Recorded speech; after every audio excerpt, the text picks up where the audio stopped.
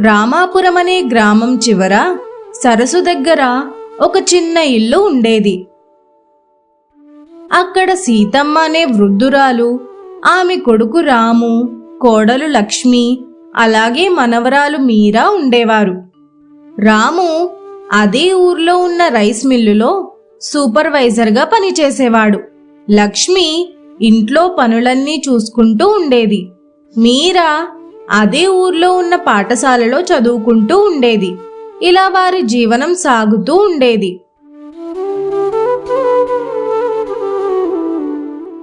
లక్ష్మి, నేను మిల్లు దగ్గరికి వెళ్తున్నాను. నా క్యారేజ్ తీసుకొనిరా. నాకు ఇప్పటికే చాలా ఆలస్యమైంది. తెస్తున్నానండి. మీరు రైస్ మిల్కి వెళ్ళే దారిలో మీరాని స్కూల్ దగ్గర దింపేసి వెళ్ళండి. సరే. ఇంతకీ అమ్మ ఎక్కడుంది? అత్తయ్య గారు వీధి వైపున చెట్టు దగ్గర కూర్చుని ఉన్నారు. మీరా కూడా అత్తయ్య గారి దగ్గరే ఉంది. సరే, నేను అమ్మకు చెప్పి మిల్కి వెళ్తాను అని చెప్పి రాము తన తల్లి సీతమ్మ దగ్గరకు వెళ్తాడు. అమ్మా, నేను మిల్ కాడికి వెళ్తున్నాను. మీరా, నువ్వు కూడా రా. స్కూల్కి ఆలస్యం అవుతుంది. సరే నాయనా, జాగ్రత్తగా వెళ్ళిరా. మీరా, బడికి ఆలస్యం అవుతుందట. త్వరగా వెళ్ళి వచ్చేయ్. నీకు సాయంత్రం మంచి కథలు చెప్తాను. సరే నానమ్మ, త్వరగా వచ్చేస్తాను. రాము రైస్ మిల్కి, మీరా స్కూల్కి వెళ్ళిపోతారు. లక్ష్మి ఇంట్లో పనులన్నీ చూసుకుంటూ ఉంటుంది. ఇలా వారి జీవనం సాగుతూ ఉంటుంది. ఒకరోజు రాము మిల్ నుంచి వచ్చాక లక్ష్మి రాముతో ఇలా అంటుంది. ఏవండి, ఇంట్లో సరుకులన్నీ నిండుకున్నాయి. అలాగే అత్తయ్య గారికి కూడా మందులు తీసుకురావాలి. ఇందాకే మా మేనేజర్ని అడిగాను జీతం గురించి. ఇస్తానన్నారు. జీతం పెంచడం గురించి ఏమైనా మాట్లాడారా లేదా? అడిగాను. దాని గురించి ఏమీ చెప్పలేదు. ఇప్పుడప్పుడే పెంచనట్టే మాట్లాడారు. మరి ఎలా అండి? ఖర్చులు కూడా పెరిగిపోతున్నాయి. పిల్ల కూడా పెద్దదవుతుంది. అవును లక్ష్మి, నేను అదే ఆలోచిస్తున్నాను. కానీ ఏం చెయ్యాలో అర్థం కావడం లేదు. అలా మాట్లాడుకుంటూ భోజనం చేసి పడుకుంటారు. అలా కొన్ని రోజులు గడుస్తాయి. ఒకరోజు పట్నం నుంచి రాము వాళ్ళ స్నేహితుడు వస్తాడు.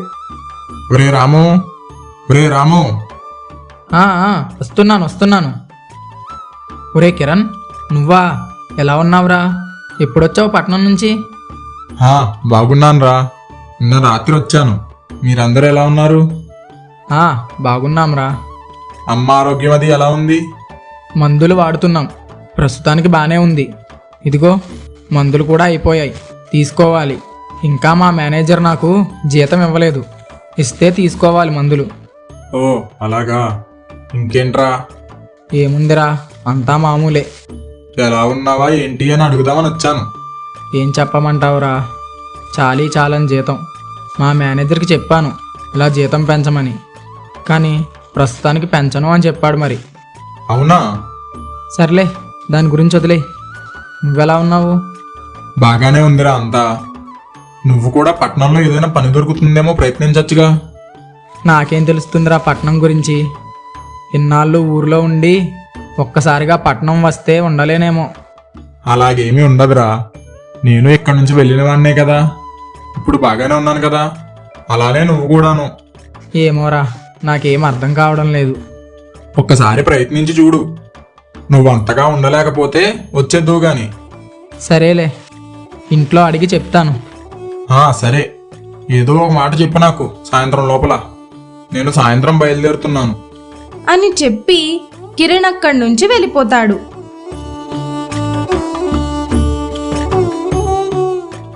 ఇంట్లో వాళ్ళ నిర్ణయం తెలుసుకుందామని లక్ష్మిని అడుగుతాడు. లక్ష్మి, ఎలారా? నీతో ఒక విషయం మాట్లాడాలి.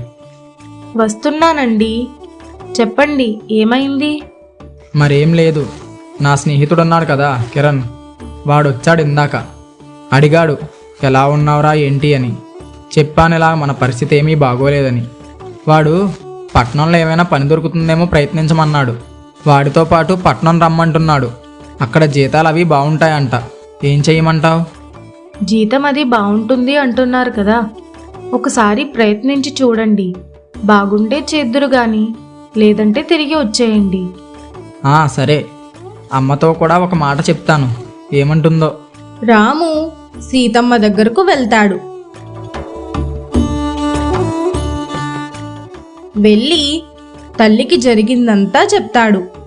దాందేముంది, ఒకసారి ప్రయత్నించి చూడు. నీకంతా బాగానే ఉంటే అక్కడే చేసుకోవచ్చు. జీతం కూడా పెరుగుతుంది అంటున్నావు కదా. అవునమ్మా, నా స్నేహితుడు అక్కడే చేస్తున్నాడు. వాడు ఉంటాడు నాకు తోడుగా. పోనీలే, నీకు తోడుగా ఉన్నాడు కదూ, చాలు. ఇంతకీ ఎప్పుడు బయలుదేరేది? ఈరోజు సాయంత్రం అమ్మా. ఇంతకీ మీరాతో ఈ విషయం చెప్పావా? లేదమ్మా, ఇంకా చెప్పలేదు. ఇప్పుడు చెప్పాలి. నీకు లక్ష్మికి చెప్పాను.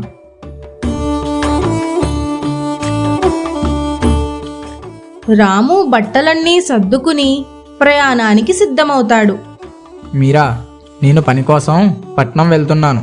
కొన్ని రోజుల్లో వచ్చేస్తాను. నువ్వు జాగ్రత్తగా ఉండు, బాగా చదువుకో. అమ్మ మాట నాన్నమ్మ మాట విను, సరేనా? సరే నాన్న, బాగా చదువుకుంటాను. అలాగే అమ్మ మాట నాన్నమ్మ మాట కూడా వింటాను. నీకు వచ్చేటప్పుడు బోల్డ్ అన్ని బొమ్మలు తీసుకుని వస్తాను, సరేనా? ఆ, సరే నాన్న. సరే అమ్మా, ఇంకా నేను వెళ్ళొస్తాను. సరే లక్ష్మి, నేను వెళ్ళొస్తాను. మీరు జాగ్రత్తగా ఉండండి. అమ్మా, సమయానికి మందులు వేసుకుంటూ ఉండు అని చెప్పి రాము కిరణ్ పట్టణం బయలుదేరతారు. కిరణ్ పనిచేసే ఫ్యాక్టరీలోనే చేరతాడు. జీతం తనకొచ్చేదానికన్నా కొద్దిగా ఎక్కువగానే ఇస్తారు. అక్కడ పనిలో కుదిరిన తర్వాత రాము ఇంటికి ఉత్తరం రాస్తాడు. కిరణ్ పనిచేసే ఫ్యాక్టరీలోనే తనకి పని దొరికిందని, జీతం కూడా బాగానే ఉందని రాస్తాడు. ఆ ఉత్తరం లక్ష్మి వాళ్లకు చేరుతుంది. అది చదివిన తరువాత లక్ష్మి వాళ్ళ అత్తయ్య గారితో ఇలా అంటుంది. అత్తయ్య గారు, ఈయన పనిలో కుదిరారంట. జీతం కూడా బాగానే ఇస్తున్నారంట. అక్కడ అంతా బాగానే ఉందని ఈ ఉత్తరంలో రాశారు. ఇప్పుడే ఉత్తరం వచ్చింది. మీ అబ్బాయి గారు 1 నెల పోయిన తర్వాత వస్తారంట. పోనీలే అమ్మా, మంచి మాట చెప్పావు. అలా 1 నెల రోజులు గడుస్తాయి. నెల జీతం పట్టుకుని ఇంటికి వస్తాడు. లక్ష్మి, ఎక్కడున్నావు? వస్తున్నానండి. వచ్చేసారా? మీరు ఎప్పుడెప్పుడు వస్తారా అని ఎదురు చూస్తూ ఉన్నాను. ఎలా ఉన్నారు? అమ్మ ఎలా ఉంది? మీరా స్కూల్కి వెళ్ళిందా? స్కూల్కి వెళ్ళిందండి. అమ్మ వీధి వైపున చెట్టు దగ్గరే కూర్చుని ఉన్నారు కదా. సరే, నేను అమ్మ దగ్గరికి వెళ్ళొస్తానుండు. అమ్మా, ఎలా ఉన్నావు? నీ ఆరోగ్యం అది ఎలా ఉంది? సమయానికి మందులు వేసుకుంటున్నావా లేదా? బాగానే ఉన్నానురా. ఇంతకీ నువ్వెలా ఉన్నావు? ఉద్యోగం అది ఎలా ఉంది? బాగానే ఉందమ్మా. జీతం అది కూడా బాగానే ఇస్తున్నారు. పోనీలే నాయనా. అక్కడ పట్టణంలో వాతావరణం అది ఎలా ఉంది? ఏం చెప్తామమ్మా, ఎంతైనా పల్లెటూరు పల్లెటూరే. ఏరా రాము, ఏమైంది? ఏం చెప్పమంటావు? ఎవ్వరూ ఉండరు. ఎవరి పని వాళ్ళదే అన్నట్టుంటారు. అందుకే ఈసారి వెళ్ళినప్పుడు మీరు కూడా నాతో పాటు వచ్చేయండి. మనందరం అక్కడే ఉందాం. మీరాకి కూడా అక్కడ మంచి స్కూల్ ఒకటి ఉంది, అక్కడ చేర్పిద్దాం. నేను ఇక్కడే ఉంటానురా. నేను ఈ పల్లెటూరు వాతావరణానికి అలవాటు పడిపోయాను. ఇప్పుడు పట్నం వచ్చి ఉండాలంటే నా వల్ల కాదు. మీరు ముగ్గురు వెళ్ళండి, నేను ఇక్కడే ఉంటాను.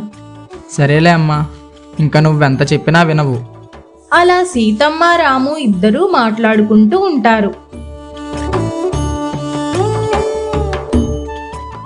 అలా కొన్ని రోజులు గడుస్తాయి. రాము, లక్ష్మి అలాగే మీరా ముగ్గురు కలిసి పట్టణం బయలుదేరడానికి సిద్ధమవుతారు. అమ్మా, మేము ఈరోజే పట్నం బయలుదేరుతున్నాం. ఇంకా సేపట్లో బస్సు ఉంది. జాగ్రత్తగా వెళ్ళిరండి నాన్న. సరే అమ్మా, నువ్వు జాగ్రత్తగా ఉండు. సమయానికి మందులు వేసుకుంటూ ఉండు. నేను నీకు తరచూ ఉత్తరాలు రాస్తూ ఉంటాను. సరే నానా. అమ్మా, మళ్ళీ ఒకసారి ఆలోచించు. నువ్వు మాతో పాటు వచ్చాయమ్మా. ఒరే రాము, నేను పట్నంలో ఉండలేనురా. నేను ఇక్కడే ఈ పల్లెటూరులోనే ఉంటాను. నిన్నిక్కడిలా ఒంటరిగా వదిలి వెళ్ళాలంటే నాకు చాలా భయంగా ఉంది. నువ్వేం భయపడకురా రాము, నాకు ఇక్కడ ఏం అవ్వదులే. నేను ఇక్కడ బాగానే ఉంటాను, సమయానికి మందులు వేసుకుంటాను, సరేనా? అలా కాదమ్మా, ఒక్కదానివే ఎలా అన్ని పనులు చేసుకుంటావని. నాకేం పనులుంటాయిరా రాము, ఇంట్లో పనిలే కదా, అవి నేను చేసుకుంటానులే. అలా కాదమ్మా, ఈ వయసులో నువ్విలా ఒంటరిగా ఎలా ఉంటావు? ఏం కాదురా, మీకు కూడా పట్నం కొత్తే. మీరు కూడా పట్నానికి అలవాటు పడాలి కదా. నేనిప్పుడు మీతో పాటు వస్తే మీకు భారంగా ఉంటాను. సరే అమ్మా, ఇంక నీకెన్ని చెప్పినా నా మాట వినవు. సరే, ఇంక మేము వెళ్ళొస్తాము. సరే నానా, జాగ్రత్తగా వెళ్ళిరండి. అమ్మా మీరా, నువ్వు మాత్రం బాగా చదువుకో. అమ్మా నాన్న మాట విను, సరేనా? రాము, లక్ష్మి మరియు మీరా ముగ్గురు పట్టణం బయలుదేరతారు. మీరాని అక్కడ మంచి స్కూల్లో జాయిన్ చేస్తారు.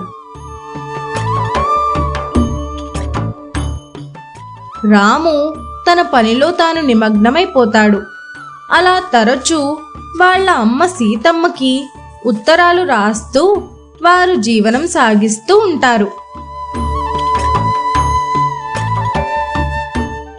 రాము తన ఫ్యాక్టరీలోనే పెద్ద పోస్ట్కి వెళ్తాడు.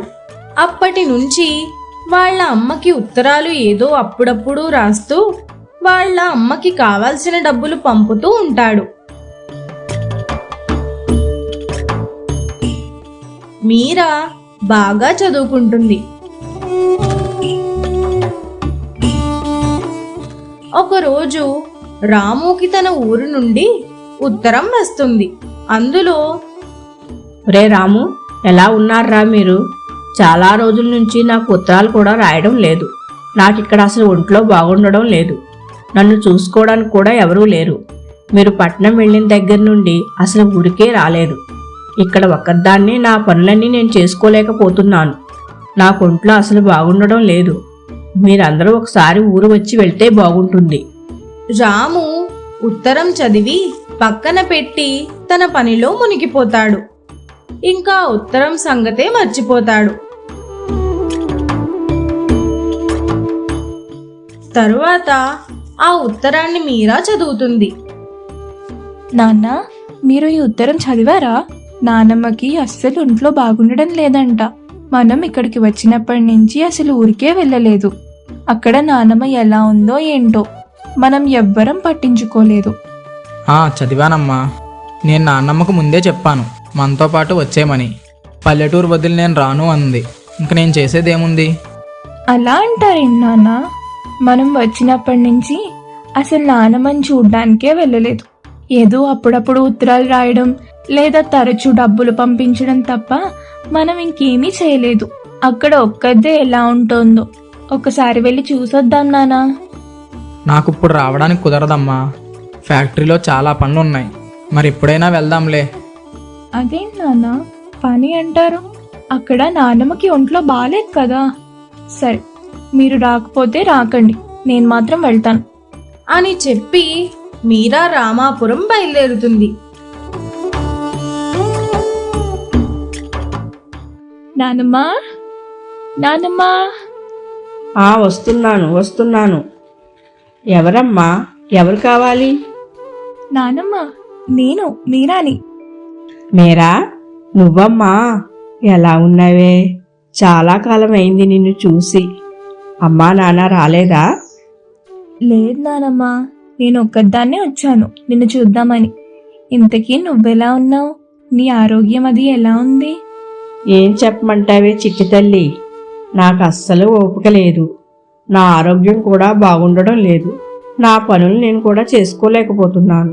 అందుకే మీకు ఉత్తరం రాశాను, ఎలా ఉన్నారా ఒకసారి చూసిపోతారని. మమ్మల్ని క్షమించు నానమ్మ. నాన్నేమో పనని, నేనేమో చదువని మొత్తం నిన్ను పట్టించుకోవడమే మానేశాం. మమ్మల్ని క్షమించు. అయ్యో అలా ఏం లేదు చిట్టు తల్లి. ఉండు, నీకు తినడానికి ఏమైనా తీసుకొస్తాను. అయ్యో నానమ్మ, నువ్వు కూర్చో. ఇప్పుడు అవేమీ వద్దు, నీకు అసలే ఒంట్లో బాలేదు.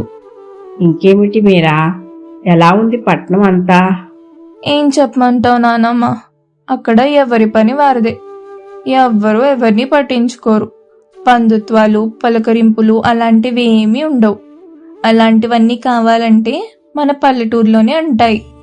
అలా మీరా సీతమ్మ ఇద్దరూ మాట్లాడుకుంటూ పాత జ్ఞాపకాలన్నీ గుర్తు తెచ్చుకుంటూ ఉంటారు.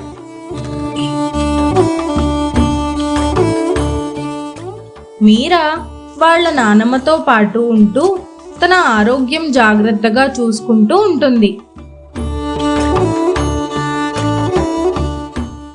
అలా కొన్ని రోజులు గడుస్తూ ఉంటాయి.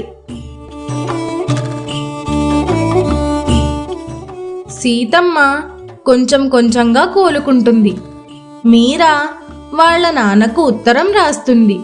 ఆ ఉత్తరం పట్టణంలో ఉన్న వాళ్ళ నాన్నకి చేరుతుంది.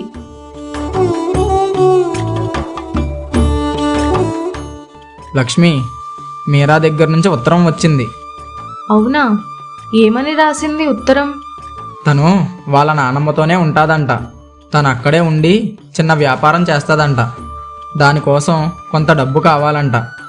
అలాగే మనకి ఖాళీ దొరికినప్పుడు ఒకసారి ఊరు రమ్మంటుంది. అమ్మ మనల్ని చూడాలంటుందంట.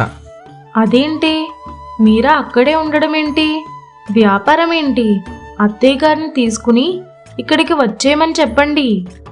తను పట్నం రాదంట. తనకిక్కడ వాతావరణం ఏమీ నచ్చలేదంట. తను అక్కడే పల్లెటూరులోనే ఉంటే ప్రశాంతంగా ఉంటుందంట. అదేంటండి మీరా అలా అంటుంది? సర్లే, ముందైతే కొంత డబ్బు పంపుదాం. నాకు ఫ్యాక్టరీలో చిన్న పని ఉంది.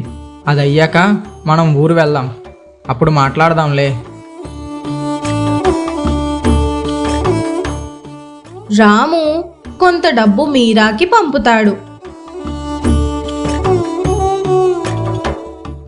కొన్ని రోజుల తరువాత రాము, లక్ష్మి ఇద్దరూ వాళ్ళ ఊరికి బయలుదేరతారు. అమ్మా మీరా, నాన్న వచ్చారా? రండి, మీకోసమే చూస్తున్నాం. ఎప్పుడు వస్తారా అని నానమ్మ రోజు మీకోసమే అడుగుతోంది. నేను వచ్చేసాను కదా. ఏది నానమ్మ ఎక్కడుంది? లోపలుంది. అమ్మా, ఎలా ఉన్నావు? బాగానే ఉన్నానమ్మా. నువ్వెలా ఉన్నావు? బాగున్నా అమ్మా. పదండి, లోపలికి వెళ్దాం. అలా ముగ్గురు లోపలికి వెళ్ళి సీతమ్మతో మాట్లాడతారు. అమ్మా, ఇప్పుడు ఎలా ఉంది? బానే ఉందిరా. మీరా వచ్చిన తర్వాత నుంచి అదే నన్ను చూసుకుంటుంది.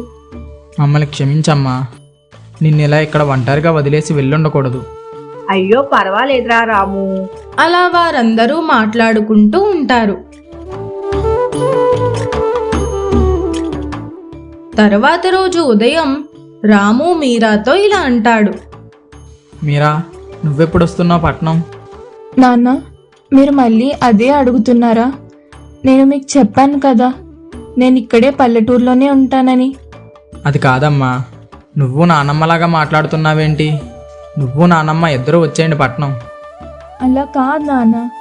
నానమ్మ ఇక్కడి నుంచి వచ్చి అక్కడ ఉండలేదు, కాబట్టి నేను ఇక్కడే నానమ్మతో పాటు ఉంటాను. మేము ఇక్కడ ఏదైనా ఒక చిన్న వ్యాపారం చేసుకుంటాము. మీకు ఖాళీ దొరికినప్పుడు వచ్చి వెళ్తూ ఉండండి. సరే అమ్మా, నీ ఇష్టం. అలాగే చెయ్యి. మీ ఆరోగ్యం అది జాగ్రత్తగా చూసుకోండి. నేను ప్రతి నెలా వస్తూ ఉంటాను, సరేనా? సరే నాన్న. రాము మీరాతో మాట్లాడి మళ్ళీ పట్టణం బయలుదేరతాడు. మీరా అదే ఊరిలో ఒక చిన్న సూపర్ మార్కెట్ పెట్టి జీవనం సాగిస్తూ ఉంటుంది. రాము ఇంకా లక్ష్మి ప్రతి నెల ఊరు వచ్చి మీరాని అలాగే సీతమ్మని చూసుకుని వెళ్తూ ఉంటారు.